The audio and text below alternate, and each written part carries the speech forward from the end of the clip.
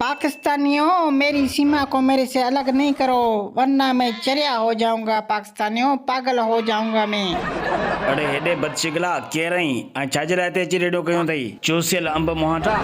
साईं, आपने मेरे को नहीं पहचाना। मेरा नाम सचिन मीना है, जिसने पबजी गेम के जरिए सीमा को इंडिया बुलाया, फिर प्यार किया। साईं, अब वो मेरी पत्नी है। बाबा, उसको मेरे से जुदा नहीं करो साईं। अरे तुझे न हैदर जे हथ लगी में तो के त ॾींहं जा तारा ॾेखारे छॾींदो। तूं ओड़े निभागा सॼो ॾींहुं सीमा सां कुलो मिलायो वेठो आहीं। ख़्याल कजा या वॾी बला थी मथां किड़काए न वञ ॾेई। साईं, आपको नहीं पता है मैंने इसके खातिर क्या क्या किया है साईं। मैंने इसकी हर शर्त पूरी की है साईं। तूं जहिड़े पाकिस्तान में हुजी हा त वापदा वारा तुंहिंजे फोटू हेठि खतरो लिखी पंहिंजे आॾनि फिॾनि खंभनि ते लॻाए छॾनि हा। साईं, बस जो हो गया सो हो गया। अब हमारे इज्जत का मसला है साईं। अगर ये चली गई तो मैं जिंदगी भर दूसरी शादी नहीं कर पाऊंगा साईं।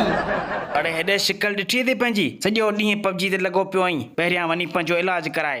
मेहरबानी करके मेरी सीमा को मेरे से अलग नहीं करो बाबा, वरना मैं चरिया हो जाऊंगा, चरिया।